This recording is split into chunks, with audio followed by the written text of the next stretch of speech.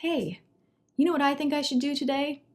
I should swatch up my arm while wearing a beautiful white blouse because I like to live on the edge. Hey guys, welcome to this week's Hot or Not Thursday. Today I have a full rundown with swatches of all of these brand new beautiful individual shadows from L'Oreal. These are $4.89 a piece, at least that's what I paid for them. And we're going to talk about each individual shade, which ones are the best, which ones are not that great. And I also have the Infallible Pro Contour Kits and a liner. Let's just go in order of the colors and swatch and talk about each one. Shall we? Yeah, let's do that.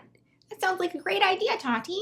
That's kind of like what I imagine you guys would say back to me. This first one is For the Win completely. This is number 200. It is this buttery, creamy, gorgeous, matte, cream toned white. It's not like silvery, overly cool, icy white.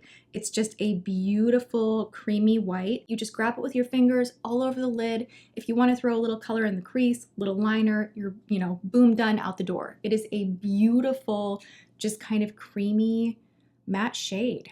Really, really impressed with the texture of this one. From there, number 201, Little Beige Dress, is a beautiful matte beige. This one, again, same kind of story. They just really easily blend on the lid. They have a lot of pigment. They're gonna cover up the lid really effortlessly and easily, especially with fingertips.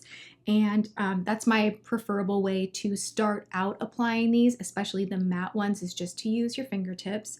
And this is a beautiful, standard, gorgeous matte beige. Next, we have number 202. This one is just a coppery gold. This is definitely very metallic, and it is gorgeous as well. I want to point out something really random about these though. I know I'm really critical of makeup, guys, but that's why you watch, right? Isn't that why you watch? You want to know. I'm that girl that you're going to be like, so this guy was this, and he said this, and he did that, and I'll be like, he sounds great, but there's that red flag. Does that bug you? Does it not? Maybe it doesn't. Maybe that's not a red flag for you, but if it is, I'm your friend and now you know. Okay, what I was gonna say is these do not layer very well. I have tried layering these and my preference is to pick one bold shade that I'm gonna wear all over the lid and then use other powder shadows, other things that I would like to layer on top to make more of an impact. Here's an example really quick, number 213. This is what I'm wearing all over my lid. It is a beautiful mermaidy peacock green. Fingers or brush applies beautifully. Now, what I attempted to do was take this guy right here, this shade, and I wanted to do kind of a lighter pop of color in the center, and it just would not show up. So these do not layer very well. They kind of get lost and blended within one another. So keep that in mind. If you want to do something that's going to layer and pop, you're going to have to go in with an additional pigment or a shadow that has a ton of like opaque pigment to it on its own. But for whatever reason, these do not layer. Just a heads up. Number 204, Cafe au Lait, standard, gorgeous, beautiful taupe shade that is matte and just, I mean, look at that. Look at how much pigment you get in these and how smooth they are. They are a little bit powdery when you pick them up with your fingertips or a brush, but when they smooth out, there's not fallout. They're just so, they just blend. 204, Quartz Fume. This is a beautiful bronze shade. This is just, just again, really, really pretty. This one I have used on the outer corners of my eyes just to kind of smoke up and give some definition, and that works really well. So you can definitely do something really light over the lid and then kind of smoke in the crease and a little bit on that outer corner with a shade like this, and it looks really pretty.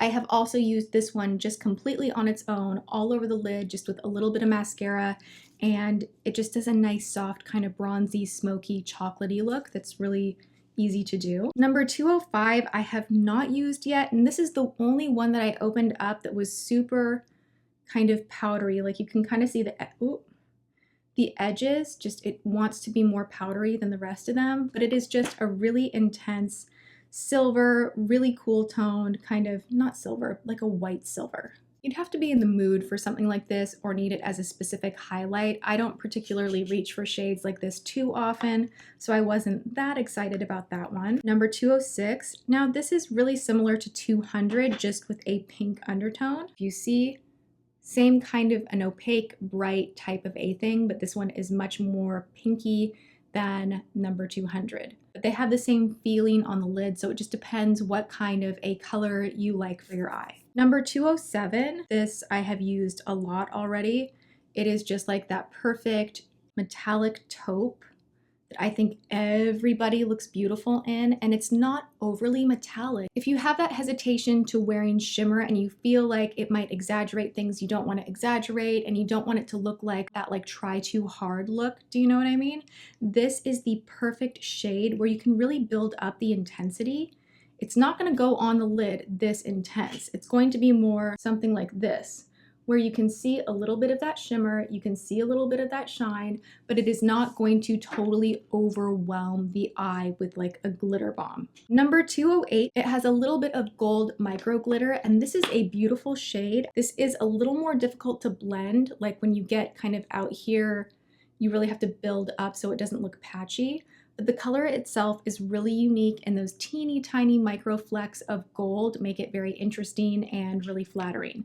Then we have number 210, and this is just like an icicle blue metallic situation. I don't think I'm going to be wearing this one a whole heck of a lot, if at all, but it was one of those that I was like, well, I'm going big, I'm going for the whole collection, so let's grab it.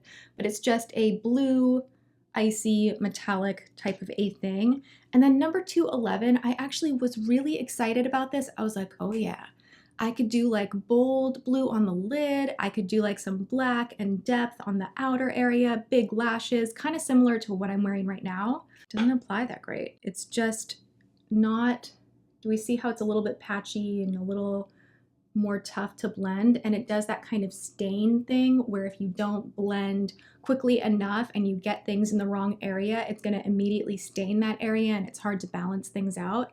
So this is the one shade that I was like, pass, pass, pass. Did I not do 209? Oh my gosh, I did not do 209, and this is one of my favorites. Everybody, you need this. Look at that. Are you joking me? Look at how intense and black that is. This is like the best matte black from the drugstore, period. Look at that. It is so gorgeous. There's no fallout. It just grabs right onto the lid. You can smoke it out. You can pack it on. It's a beautiful, beautiful black. Then we have number 212. This one is gorgeous. Again, I tried to layer it on top of what I'm wearing today. It didn't really work out layered. I wanted it to pop a little bit more. So it does come off surprisingly more natural once you actually get it on the lid. It doesn't look so green, it looks more smoky. Number 213, this is awesome. This is such a pretty shade. I packed this all over the lid, and then I did some highlight on the inner portion, threw some chocolatey colors in the crease. I'm so attracted to this color. I like it. I love it. I love it, love it, love it. One more shadow to share with you, and I think that I saved quite possibly the best for last. The black one and then this one are the ones that really, really impressed me just quality-wise. They do not feel like drugstore. This is such a gorgeous matte gray that is deep in color. Look at that. Oh my goodness, right? I want to do like a really beautiful matte smoky eye with like really beigey and apricot-ish kind of cheeks and lips, and I just think that would be so pretty. So this one is absolutely stunning as well, and just so smooth and pigmented and rich, and I think everyone could definitely use a gray shadow like that. So write that number down, number 214. So moving on to the Infallible Pro Contour and Highlight palettes. I have used the light one, of course, because I am pretty fair, and I have to say the contour powder in here is freaking awesome. It is awesome to contour your cheeks, nose, everything. The highlight powder in here, it's really subtle. It's not like a shimmery highlight, but if you want to just set your under eye area and you like kind of a softer, more glowy highlight, not like in your face highlight, then I think you would enjoy the highlight powder as well. The quality of the powders, awesome. Awesome, awesome. They don't patch off. They wear beautifully. They wear a long time. They're easy to blend. There's not a lot of powder kick off when you dip your brush in. It's just a nice quality product.